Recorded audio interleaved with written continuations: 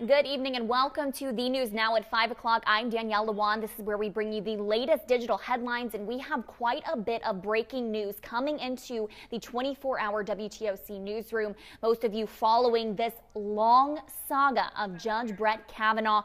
Just within the last hour, the Senate voting to confirm Judge Brett Kavanaugh to the Supreme Court in a 50-48 vote. And this confirmation process, long and one of the most dramatic in United States history, after Kavanaugh was accused of sexual misconduct by Christine Blasey Ford.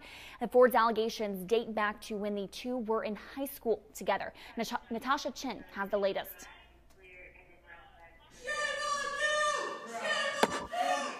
After weeks of turbulent debate, on this vote, the ayes are 50, the nays are 48.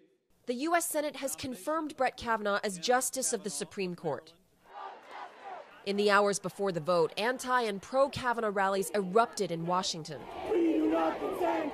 President Trump tweeted about pro-Kavanaugh demonstrations, calling a Women for Kavanaugh rally a, quote, beautiful thing to see. Only two senators crossed party lines. Red State Democrat Joe Manchin of West Virginia, representing a state that voted overwhelmingly for then-candidate Trump in 2016, and moderate Republican Senator Lisa Murkowski of Alaska. I could not conclude that he is the right person for the court.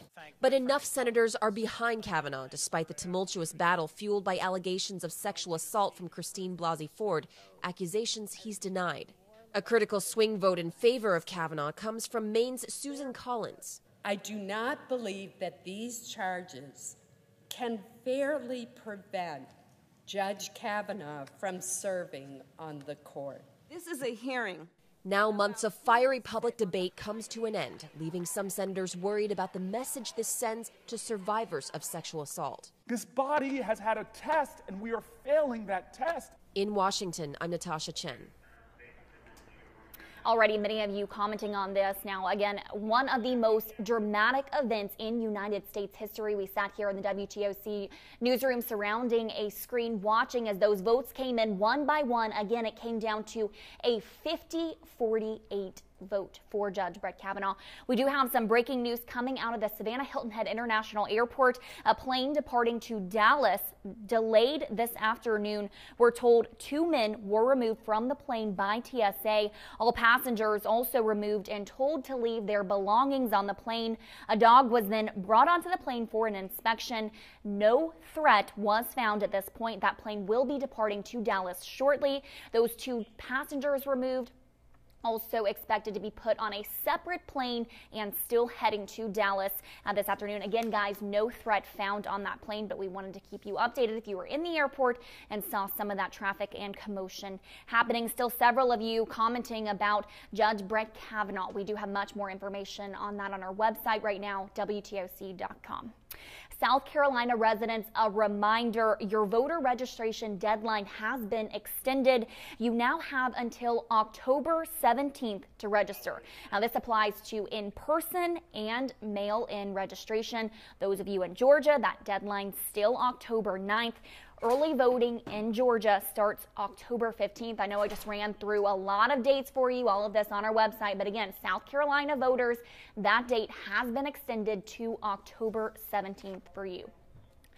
Guys, only one day from one of the most highly anticipated events here in Savannah, the Savannah's largest outdoor musical event. The Savannah Philharmonic's Picnic in the Park will illuminate the night in honor of its 10th anniversary season Sunday. That's tomorrow in Forsyth Park. Now, here's a look at the lineup of activities. Setup begins at 10 o'clock tomorrow morning. For those of you driving, know Drayton Street will be closed starting at 3 o'clock tomorrow afternoon, so make sure you plan for an alternate route there. Food vendors will be there. Community performances start at 3:30, and the finale, the Savannah Philharmonic, will perform at 7 o'clock tomorrow night. WTOC is a proud sponsor. Be sure to look out for our tent there. Stop by, say hello to all of the WTOC employees and talent. And check this out, Chatham Area Transit says you can catch a cat to picnic at the park for free. Those of you not from Savannah, not a literal cat, that is our bus system here. Route 14 Abercorn by the Forsyth Loop Dot Shuttle, Savannah's fare-free downtown transportation system will get you to those musical festivities.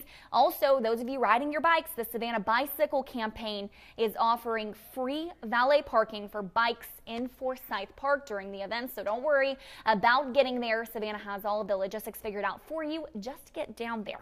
I do want to take some questions right now. Several of you still weighing in on Judge Brett Kavanaugh's confirmation to the Supreme Court. We know that this day will go down in history, and we will have the latest for you already brought to you in this 5 o'clock digital newscast, but we will have much more coming up on the news at 7 o'clock at the CBS affiliate here in Savannah, Georgia. Also, WTOC's Crystal Howard is in Beaufort as we speak. The Beaufort Shrimp Festival. Shrimp Festival seems like it would be a lot of fun, but a lot of controversy surrounding that event today. A federal lawsuit revolving around that shrimp festival. Crystal is out there digging into that suit and what everybody who still attended that event thinks about it. She'll have much more coming up for you at 7 o'clock. I don't see any questions on any other stories, mostly again weighing in on Judge Brett Kavanaugh, so we will see you at 7 o'clock. Thanks so much.